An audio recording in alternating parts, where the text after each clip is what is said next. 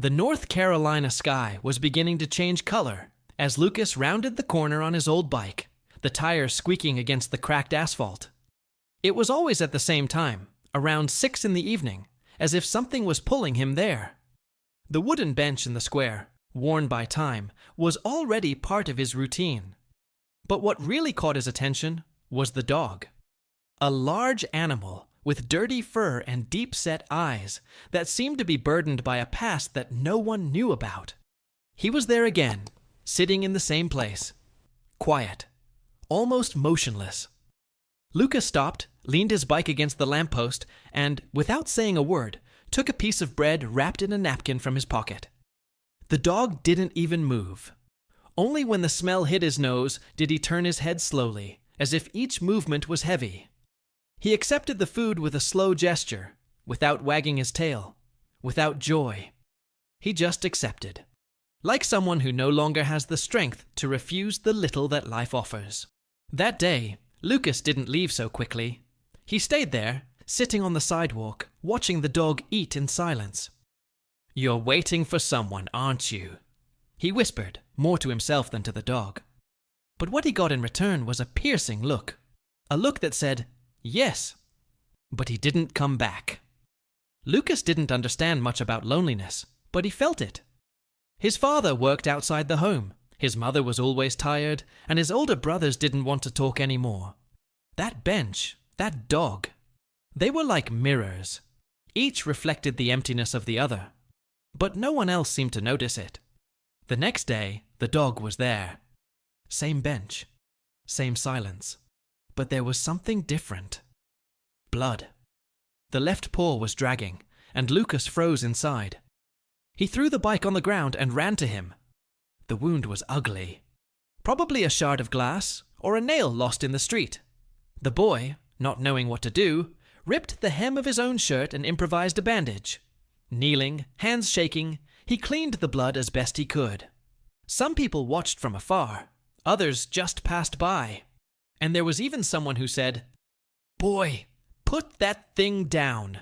That thing might be sick." But Lucas didn't let go. Every day the scene repeated itself.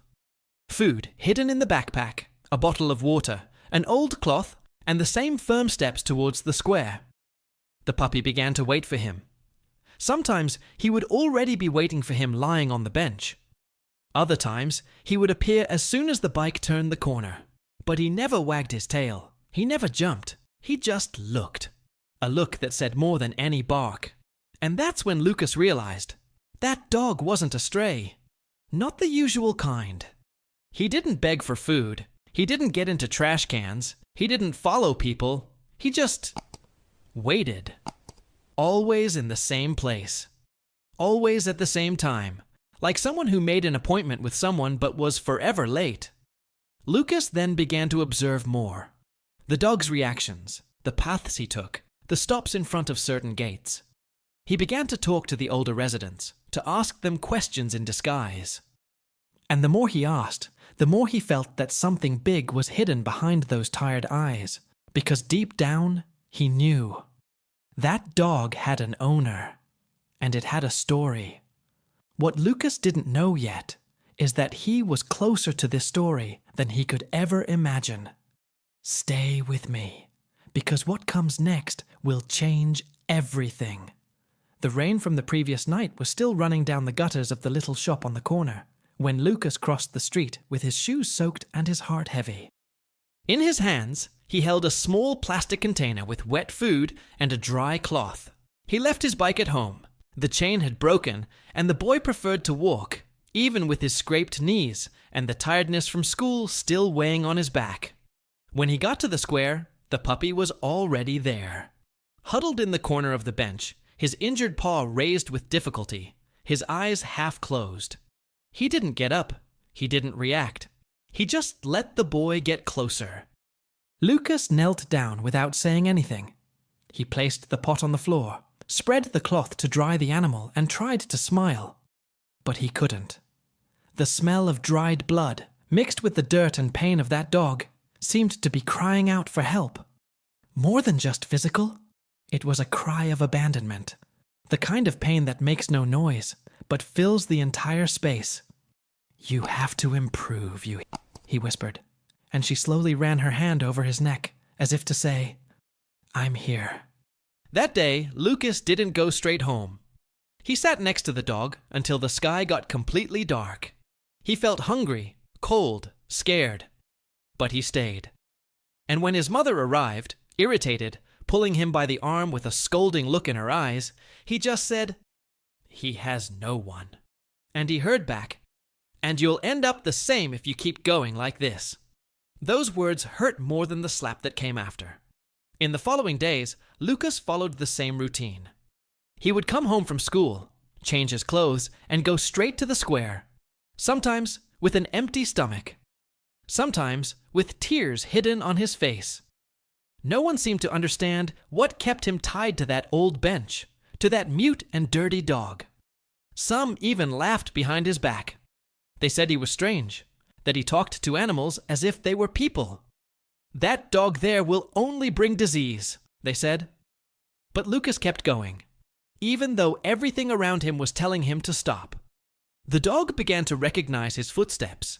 He started to raise his head when he heard his worn sneakers hitting the ground in the square.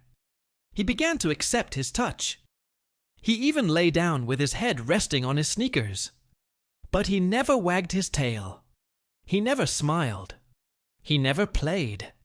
It was as if his soul had been ripped out of him, leaving only his body in standby mode. Lucas began to observe more. He noticed that the puppy always looked in the same direction, towards the house with the green gate, 2 blocks away, a house with tall grass, closed windows, and a dense silence around it. One day, he plucked up the courage and rang the doorbell. No one answered. He rang again. He clapped his hands. Nothing. When he turned to leave, a lady on the other side of the street called out, "His owner lived there. A Mr. Walker." "And where is he?" asked the boy. "He's gone, son. They say he fell at home. They took him to the hospital. But he was already too old." Those words froze Lucas's blood. The puppy, who was waiting for him at the gate, didn't take his eyes off the wall. As if he could still see someone through the wall. As if no time had passed. That night, Lucas didn't sleep. He kept thinking about Mr. Walker, about the accident, about the possibility that no one had come to visit him. He thought about the dog, alone, walking the streets, waiting on the park bench every day. As if there was still any chance of being reunited. And it was in this silence that his pain also appeared. Because Lucas was also waiting for someone who would never come back. His older brother, who had left home 2 years ago without any news. The family didn't talk about it. It was as if he had disappeared. But Lucas remembered. Every soccer game in the backyard, the stories told at midnight, the way he said everything would be okay. But it didn't stay. That feeling of abandonment, of absence, of having no explanation, was the same one he saw in the dog's eyes. They recognized each other without needing to speak. One day, Lucas found Scout, he had now named the dog, lying in front of the gate of the house. It was raining. He was soaked and shivering, but he wouldn't budge. It was as if the ground held the exact memory of his owner's scent. Lucas sat down beside him, held out his umbrella, and put his body between the dog and the cold. They stayed like that for almost an hour. And for the first time, Scout put her nose against the boy's chest. That gesture, simple but profound, tore something inside. Lucas understood that he wasn't the only one feeding that dog. Scout was also taking care of him, of his silence, of the pain that no one saw. But no one knew what Lucas had been carrying in his pocket since then. It was a letter, hidden inside a torn envelope. He had written to the local hospital, asking about a James Walker. He wanted to know if he was okay, if he was still alive, if he needed anything. There was still no answer. But even without knowing it, Lucas had already become something too important to that dog. And, perhaps, to someone who didn't even know he was being waited for. There's more coming. A lot of it. Because what happens when two broken souls recognize each other can't always be put into words.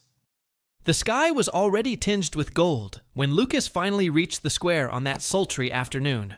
Sweat was dripping down the collar of his school shirt, sticking to his body, and his heart was beating fast.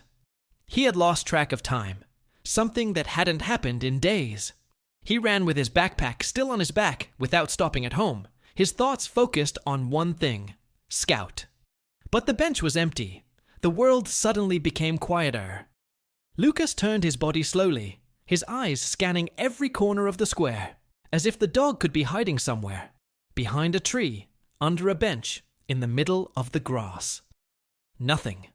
No paws dragging on the ground, no tired eyes waiting. The bench was now just old wood. He ran, first to the little shop, then along the sidewalk of the next block. He shouted the name he had given the dog, even though he didn't know if the dog recognized it as a name. Oh no, Scout! Scout! But the wind only returned its own echo. They spent almost 2 hours wandering. His legs hurt, fear tightened his chest. Until, turning a familiar corner, Lucas stopped. The dog was there, lying motionless in front of an iron gate with peeling paint. His eyes fixed on the closed door, as if he expected someone to come out at any moment, as if that place was all he had left. Lucas approached slowly. The dog turned his face, but did not move. There was a sadness there that hung heavy in the air, a sadness that not even the purest children could ignore. "Is this where you lived?" the boy murmured, kneeling down. He put his hand on the gate. It was cold, closed, silent. An elderly voice echoed from across the street. "He would always stay there, waiting for the old man." Lucas turned around. A white-haired lady was looking at him tenderly, but also with a certain tiredness in her voice. "Who lived here?" "James Walker." "Veteran. He lived alone since his wife died. Some say he fell. They took him to the hospital. After that, never again." Lucas didn't answer. He just looked at the dog, who didn't take his eyes off the door, and in that moment, everything made sense. Scout wasn't lost. He was waiting. But what no one knew was that the wait hurt more each day. Because time, when it carries longing, does not pass. It scratches. Lucas began to return to the gate every day. He would bring food and water and would sit next to the dog for hours. There was no movement inside, no sign of the old man. Only the sound of cars in the distance and their feet on the dusty sidewalk. Scout never left the house for a second. Every time the neighborhood gate opened, he would get up with effort, as if it were a reunion, and then lie back down as soon as he realized his mistake. One night, Lucas came home crying softly. In the darkness of his room, he grabbed a flashlight and wrote a letter with a shaking hand. He explained everything: the dog, the gate, the square, the silence. And he sent it to the city hospital. The envelope simply said, "Attention, patient named James Walker." He didn't know if anyone would read it, but he couldn't go on doing nothing. The next few days were the hardest. Scout started refusing to eat. He slept too much. He cried softly sometimes, as if he missed the smell, the voice, the presence. Lucas did everything he could. He bought better food, tried to cheer him up, played with twigs, talked for hours. But the dog seemed to be giving up, and that destroyed the boy inside. People started to notice. A local police officer even said that it might be better to take the animal in, that he might be sick. A neighbor said that the best thing to do would be to take him to a shelter. But Lucas knew that taking Scout away would be like taking away the last hope of someone who still believed in their reunion. So he decided to keep watch. Every day after school, he would stand at the gate. Even if it rained, even if it was cold, even if people stared at him. That Thursday, the weather changed. The wind was blowing hard. The sky was overcast and the square was empty. But Lucas was there. And so was Scout. It was then that an old pickup truck slowly stopped at the end of the street. The passenger door opened with difficulty. An elderly thin man, with a faded hat and a cane in his hand, got out with the help of a nurse. He looked around as if he no longer recognized his own street. Scout jumped to his feet with a start that seemed impossible for someone so tired. He took 2 uncertain steps and stopped, breathing heavily, his eyes fixed on the man. James Walker looked back. Time stopped there. The sounds of the street disappeared. Everything became silent. The man dropped his cane, fell to his knees in the middle of the sidewalk, and spread his arms wide. Scout ran, not like a sick dog, but like someone with a soul again. They met there, on the ground, in the cold, in the rubble of absence. Scout cried, James cried, and Lucas could only hold back his tears. Because this was more than a reunion. It was a silent miracle. And what happened next was even more unexpected. Comment there. I felt this in my heart. Because what's coming will leave you speechless. The wind blew coldly on that gray afternoon, scattering dry leaves across the sidewalk and lifting the collar of Lucas's coat. He was clutching tightly a plastic bag with some dry cloths and a small bottle of warm water. The puppy was where he always was, huddled next to the green gate, his eyes half closed and his breathing irregular. It seemed like his soul was fading a little more each day. Lucas sat on the floor as he did every afternoon and, for a few seconds, just stared. The dog, now as fragile as a piece of cloth, looked up for a moment, only to lay it back down on the boy's lap. It was as if he were saying, without words, I can't take it anymore. The boy swallowed hard. He slowly ran his fingers over the animal's head, and, without realizing it, his eyes filled with tears. If I could, I would bring him back to you. Scout didn't react, just sighed. And it was in that silence that Lucas felt something break inside him. That night, at home, he locked himself in his room with an old notebook. He flipped to the last page and began to write. A simple but sincere text. It told everything. The dog's loneliness, their routine, the gate always closed, the neighbors who knew nothing, the rumors about James Walker. In the end, just one question. Is this veteran still alive? He was folding the paper when he heard his mother's voice on the other side of the door. Lucas, have dinner. I'm coming, he replied, his voice breaking, as he hid the envelope between the pages of his notebook. The next day, he left early, before the postman came by. He walked to the corner, waited for the man to get off his bike, and with his eyes downcast, handed him the envelope. Can you deliver this directly to the hospital? It's urgent. The postman looked suspiciously. He read the name on the front, then looked into the boy's serious eyes. Okay, kid, I'll find a way. Lucas thanked him with a wave and ran away, as if running away from the gesture itself was the only way to endure the anguish of waiting. But the weather was merciless. The following days were colder and longer. Scout ate little. He could no longer get up easily. Some mornings, he would not even go to the park. Lucas, distressed, began to sleep badly. He would even dream of the dog disappearing before his eyes. He would wake up sweating, with a tight chest. One of those mornings, he arrived at the square and didn't find him. He ran to the gate. Nothing. He returned to school with his head down, with the feeling that something serious was about to happen. And it was. That same night, on his way back from his grandmother's house, he saw an ambulance parked on the corner of the hospital street. He couldn't explain why, but his stomach turned. He ran to the gate. Scout was there, lying down, but with his eyes closed, and he wasn't breathing properly.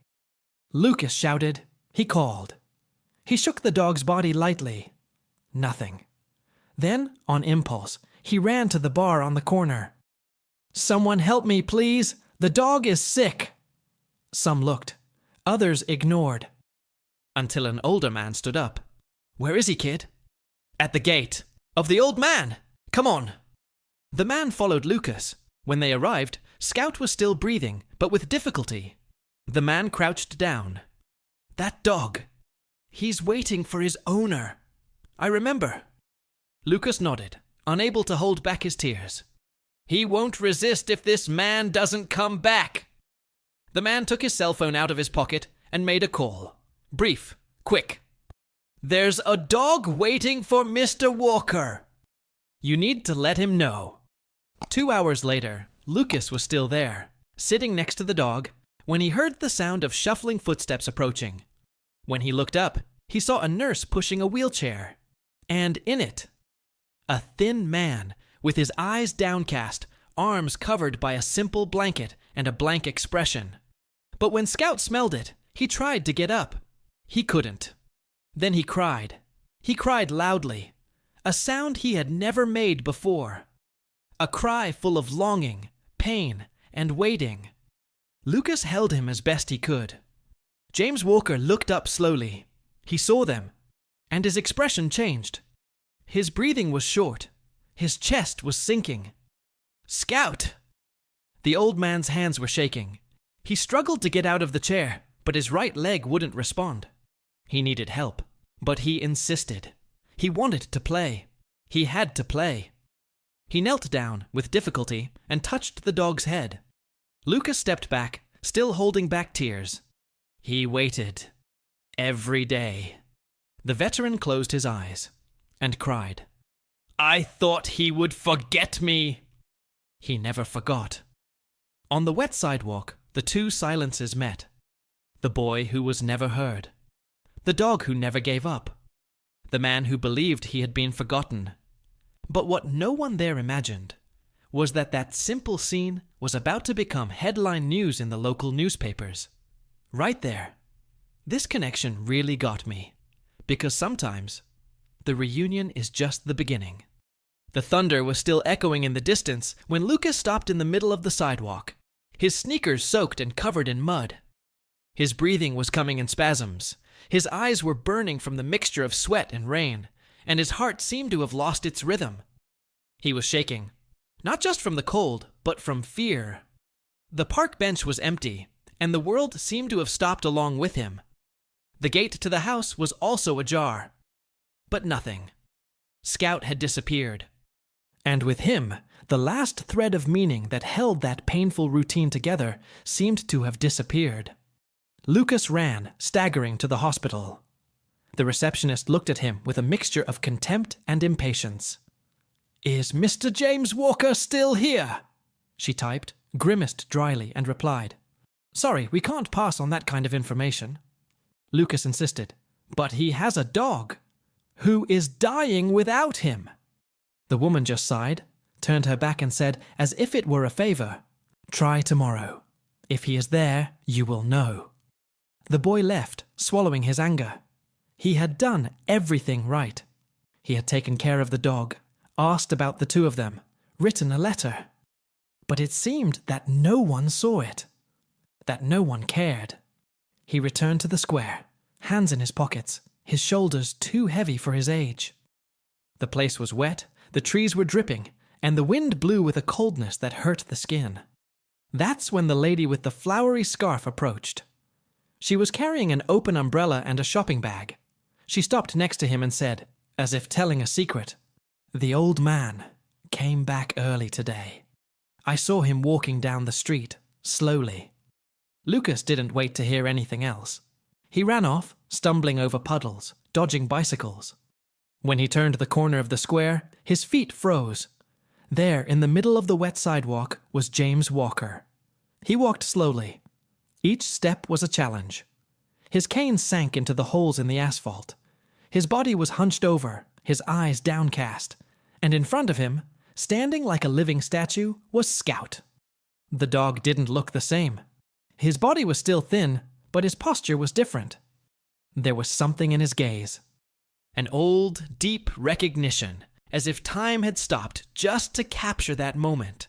The two stared at each other for a few seconds. The world around them disappeared. Scout took a step, then another. Then he ran. He didn't stumble. He didn't fall. He didn't hesitate. He leapt at the old man, who dropped his cane and fell to his knees. And there, on the wet sidewalk, the two embraced in the way that only those who know the silence of loss can do.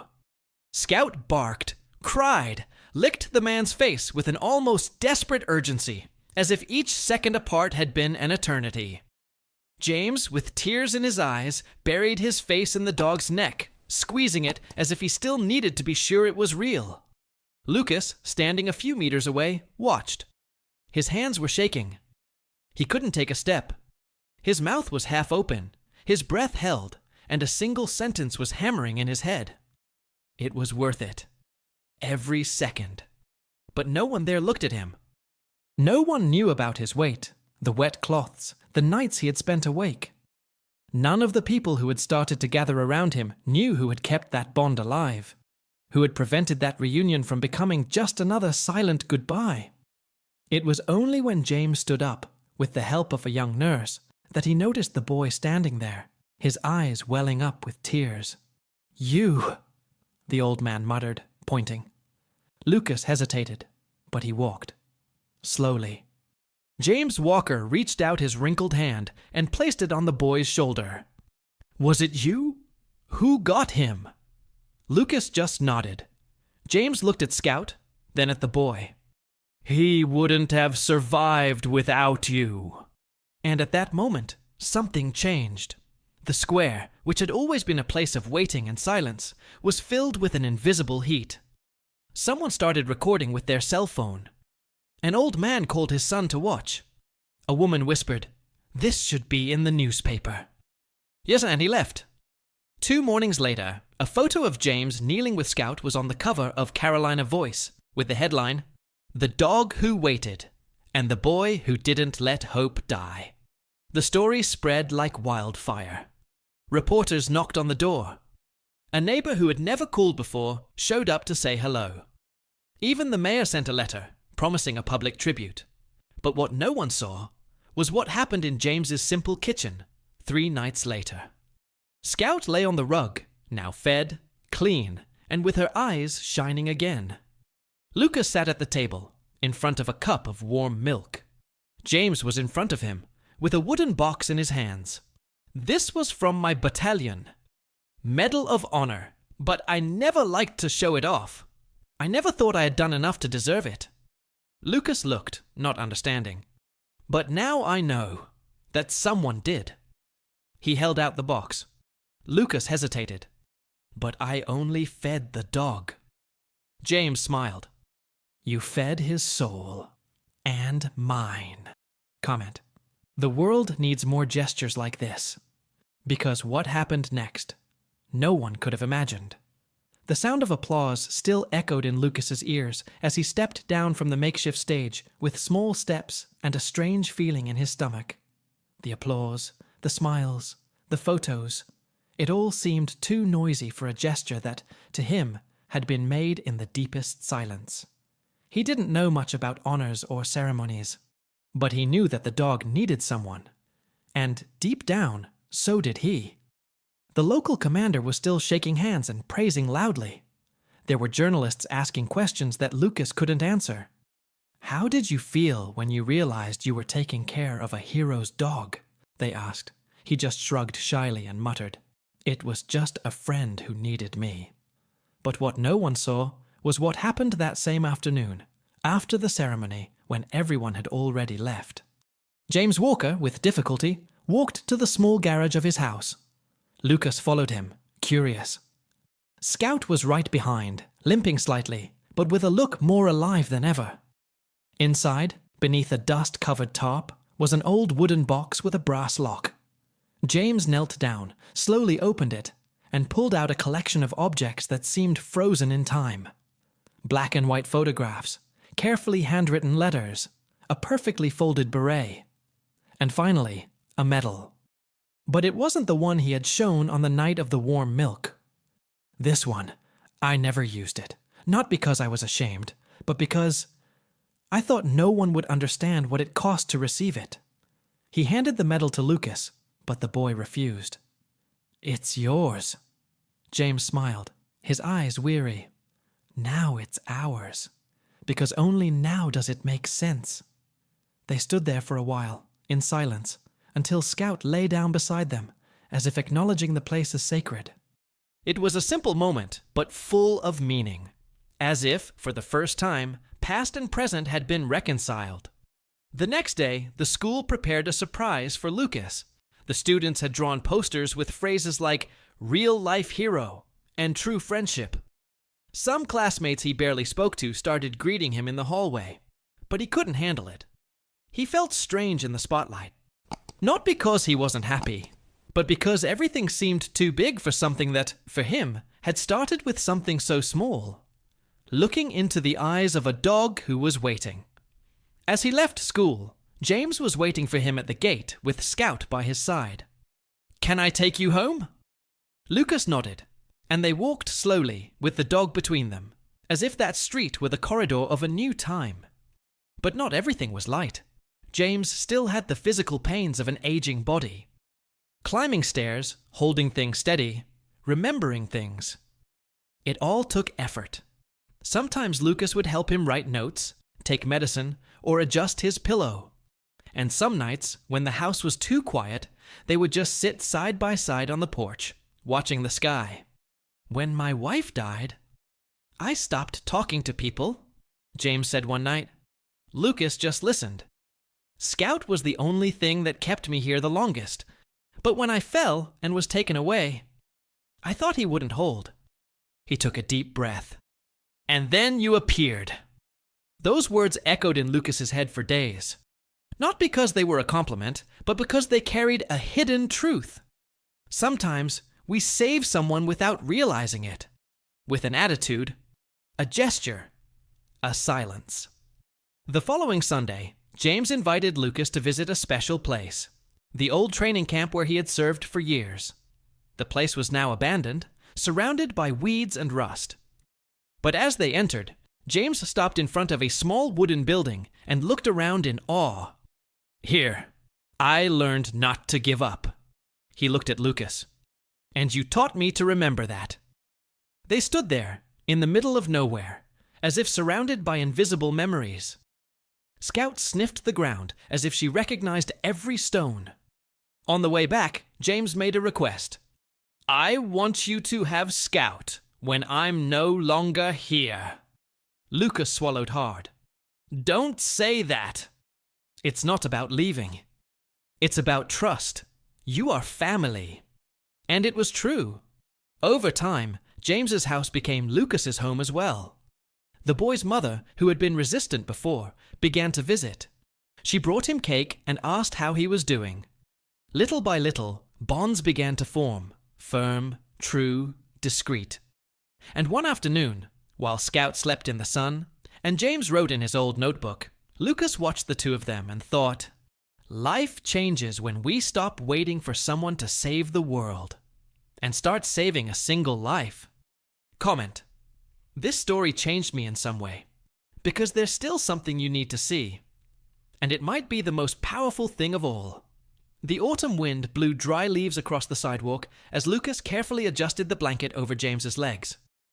They were sitting on the new park bench, now refurbished, painted, and with a small gold plaque on the side.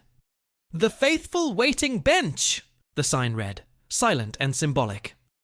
Beside them, as always, Scout lay with her head on her paws, her eyes closed, her chest rising and falling slowly, as if breathing peace for the first time in years. James looked more fragile. His face, previously marked only by time, now bore traces of weariness. But there was something new in his eyes, a tranquility that neither war nor loneliness had been able to erase. "You know, kid, when my wife died, I promised myself I would never get attached to anyone again." Lucas listened in silence. "But you arrived with bread in your pocket and courage in your eyes, and you proved to me that there are still people who feel for real." The boy didn't answer. He just adjusted his cap on his head and stood there next to him, not out of obligation, but out of bond. A bond that was born in silence, grew in pain, and now blossomed into something that not even the adults knew how to name. Days became rituals. Lucas spent afternoons at James's house, sometimes helping with the shopping, sometimes reading aloud from old books with yellowed pages, and always with Scout between them, like an invisible bridge of loyalty. But not everyone saw this in a positive light. One Sunday afternoon, while James was napping on the porch, a neighbor approached the fence and quietly called Lucas over. "Can I talk to you, kid?" The boy came closer. "That old man there, are you sure he's not being used?" Lucas frowned. "Used how?" "Oh, who knows? Now that he's become famous, everyone is watching. Newspapers, city hall, radio. If I were you, I'd be careful." The boy was silent for a moment. Then he simply said, "I'm not here for fame." "But he might be." And he left, leaving a bitter taste in the air. That conversation kept going around in Lucas's head. Not because he believed it, but because it hurt to know that, even after everything, there were still those who doubted the purity of a gesture. When he got home that night, he opened his notebook and wrote, "The world judges what it does not understand. But the truth does not need to defend itself." The next morning, he went to the town square early. The town had organized a low-key event, a walk in honor of local veterans. James was invited to speak, but he declined. He asked Lucas to speak for him. Lucas was nervous, his hands sweating, but he accepted. He climbed onto the small makeshift wooden stage, and with Scout lying at the foot of the pulpit, read a passage he had written the night before. Sometimes we feel like we need to save the whole world, but most of the time, saving one soul is enough. I didn't know that dog belonged to a veteran, or that that veteran needed someone so much. All I saw was a friend. The silence was absolute. No coughing, no whispering, just teary eyes and heavy hearts. James, sitting in the front row, lowered his head and cried. That afternoon, something changed. It wasn't the recognition. There was already plenty of that. It wasn't the prestige.